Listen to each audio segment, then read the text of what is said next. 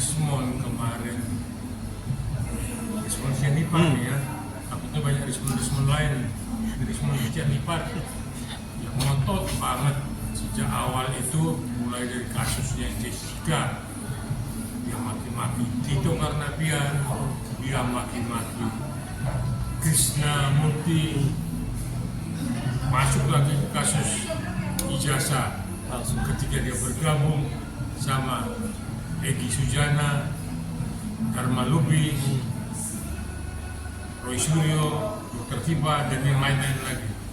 Dia saya lihat kayaknya paling nafsu sekali bagaimana dia harus dan bisa membuktikan kepalsuan dari ijazah Pak Jokowi. Nah, jadi saya pikir ini orang agak setengah sinting ya, artinya hanya modal penelitian, modal cek and recheck, model dia cari data. Saya pikir nggak tepat, dan nggak tepat yang akhirnya memang menyulitkan dirinya sendiri. Dia berkaca dari berangkatnya Egy Sujana. Kita semua tahu Egy dari dulu kan memang kerjanya begitu, dia bikin heboh, habis itu dia olah, habis itu dia mundur, main dua kaki.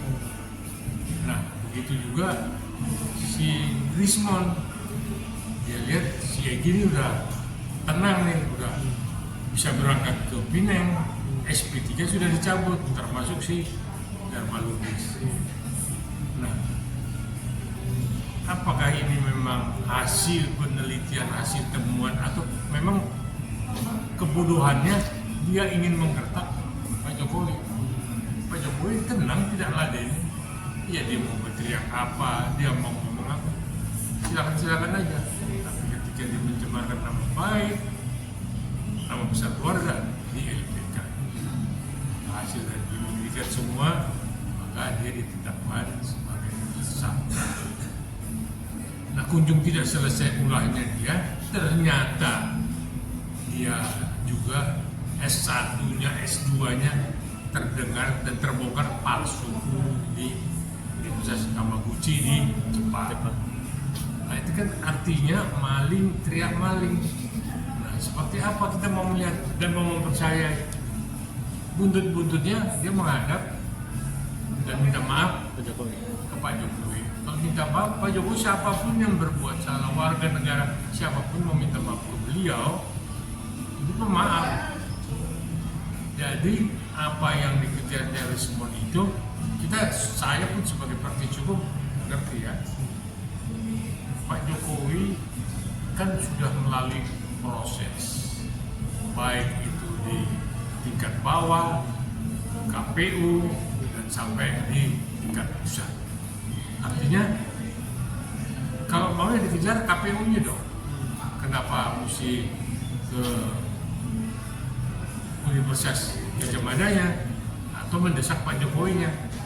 KPU-nya lah yang meloloskan. Tapi itu semua kan sudah berakhir, sudah Pak Jokowi buktikan kinerjanya, karya nyatanya sudah di mana-mana dirasakan oleh masyarakat. Sekalipun di sana sini ada korupsi, ya itu kan akhirnya dipertanggungjawabkan oleh mereka-mereka yang korupsi. Nah, jadi jangan semua juga gara-gara nafsu besar, ingin populer, ya buntut-buntutnya kan terima parsel. Nah, itu hadiah parsel yang supaya Rismond tenang, diam, makan kongguan di rumah. Jadi saya orang Batak, saya sebagai Pak Rismond Sianipar. Jadi saya pikir masyarakat Bali itu udah mesti diusir si Rismond dari sana. Karena proses RJ-nya pun belum tentu itu bisa diterima di Polda. Ya, persyaratan untuk RJ itu restorasi justice tidak mudah. Nah, jadi saya pikir masyarakat Batak yang tempatnya podcastnya di Balige katanya, tetangga-tetangganya itu mesti jijik melihat si Rismond sebegitu hebatnya dia memojokkan Pak Jokowi, tapi sebegitu rendahnya dia akhirnya menyembah Pak Jokowi. Kan malu kan? Nah, artinya untuk yang lain tuh kita berpikir dulu, ya, televisi dulu, baru kita berjalan. Jangan kayak banteng baru keluar dari kandang seruduk saja seruduk. Saya pikir ini. Bang, tapi Bang Risman bilang saya tidak peduli omongan orang, saya dibilang pengkhianat, apalah inilah itulah. Penting saya sudah melihat buktinya, keasliannya, dan saya dengan cara saya maaf saya yang buat kesalahan, saya akan buat ulang buku terkait ijazah Jokowi. Dan juga setelah dia bersowan ke Solo, dia diundang ke istana bertemu dengan Gibran yang akhirnya dapat parsel lah itu. Abang gimana sebagai pengamat politik melihat? Makanya kita sangat sesalkan sekali ya. Kemana-mana kan ahli, meneliti, kemana-mana dia mampu untuk membongkar. Bahkan dia berkata, lebih baik saya mati daripada saya minta maaf. Omongan apa itu? Sekarang mati aja lo. Ngapain lo ngapain lo minta maaf? Tapi yang jelas kita melihat Pak Jokowi pas benar-benar negarawan yang tidak mempersoalkan, sudah dihina, caci maki baik dia pribadi maupun keluarganya, dia welcome sampai datang minta maaf. Kita lihat Risman dia mencoba-coba mengganggu penguasa. Siapa yang bisa lawan penguasa? Pak Jokowi pengikutnya masih banyak. Setiap hari di Solo itu dari pagi sampai sore nggak berhenti tamu. Dia meladeni, dia terima. Bahkan kalau bisa dibantu, dia bantu. Nah, tapi kan ini orang nggak tahu diri. Dia jangan hanya minta maaf ke Pak Jokowi, ke Tito sekaligus harus minta, ke Krisnamurti harus minta maaf. Tito temporer kapasitas sebagai Kapolda Metro ya, Krisnamurti sebagai Dirkrimum dalam kasus Jessica. Dia mesti minta maaf, seolah-olah katanya CCTV nyala tak apa itu dia. Sok tahu saya bilang, Risman lu sok tahu loh, malu-maluin loh. Bang, tidak hanya Roy Suryo yang ibaratnya sudah jadi teman sejawatnya seperjuangan untuk ibaratnya membongkar kasus ijazah palsu Jokowi, tapi tiba-tiba dia ibaratnya ya minta RJ juga, ujungnya minta damai. Pak Roy Suryo kecewa walaupun dia tetap menghormati itu jalannya Risman, kata Pak Roy Suryo. Abang juga sebagai seorang pengamat politik yang sama-sama orang asli suku Batak pasti kecewa berat. Nah, kita buka puasa dulu. Ya. Nggak lama lagi Roy Suryo akan seperti itu. Dokter Tifa pun akan seperti kita taruh Pak. Berapa lama dia bertahan melawan penguasa? Ini kan saya anggap udah melawan penguasa, pembangkangan. Udah ngapain gaduh kita? Ekonomi kita ini masih parah. Krisis ekonomi, geopolitik perang dunia ketiga di depan mata. Kenapa nggak kita bersatu? Kita ke dalam itu saling mendukung lah, memberi masukan kepada Pak Prabowo agar pemerintahan ini ke depannya benar-benar membawa wangsit untuk kemakmuran rakyat. Rakyat itu tidak lagi hidup di dalam garis kemiskinan. Kita termasuk negara yang keberapa yang termiskin di dunia. Padahal kita dari SDM-nya, dari sumber daya alamnya itu benar-benar terkaya sebenarnya. Cuman itulah salah mengelola, dirogotin para koruptornya pindahin uangnya di luar negeri. Nah, jadi saya pikir Roy Suryo udah kau kembali aja ke jalan yang benar, nggak usah kau ngotot dengan ijazah. Atau nggak ada artinya juga ijazah kok. Semua pembangunan udah kita lihat kok apa yang diperbuat Pak Jokowi. Tiba-tiba cuma hanya mau menjatuhkan Jokowi dengan seruan ijazah palsu. Udah nggak pas, nggak matching namanya.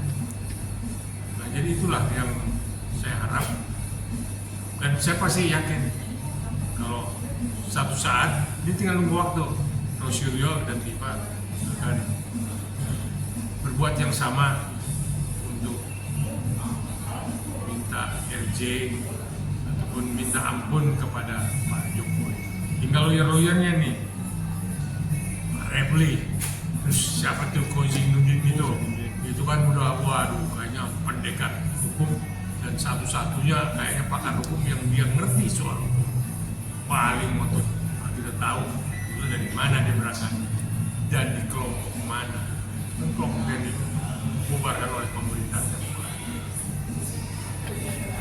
Bang, terakhir setelah Pak Rismon sowan dan juga dia sowan juga ke istana bertemu dengan Gibran yang dikasih parcel ujung-ujungnya selama hampir sejam lah obrolan, dan dia bilang juga akan sebagai ganti ruginya dia sudah berbuat salah, dia akan buat buku ulangan yang terkait ijazah Jokowi. Dan dia juga seperti abang bilang tadi, dia ingin mengajak Profesor CS dan Dr. Iva untuk segera akhirnya sowan juga lah kepada Jokowi, yang seperti abang tadi bilang, ajakan dia untuk ibaratnya ya damai-damai saja lah, karena ya di luar sana di Timur Tengah sudah mau perang dunia 3 malah pecah, kita masih aja ngurusin ijazah palsu Pak Jokowi kan.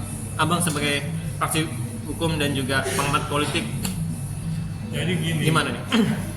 Jadi Rosuryo tidak akan mengikuti polanya Rismon, Tifa pun begitu, tetapi dengan cara apapun, dengan cara yang lain, dengan model lain, dia akan berhenti mempersoalkan ijazah, ya, dan dia akan juga tutup buku seperti apa, ya, artinya tidak mesti harus dia datang minta maaf, tapi mungkin dia nanti seperti apa itu mereka sedang pikirkan supaya polanya tidak sama.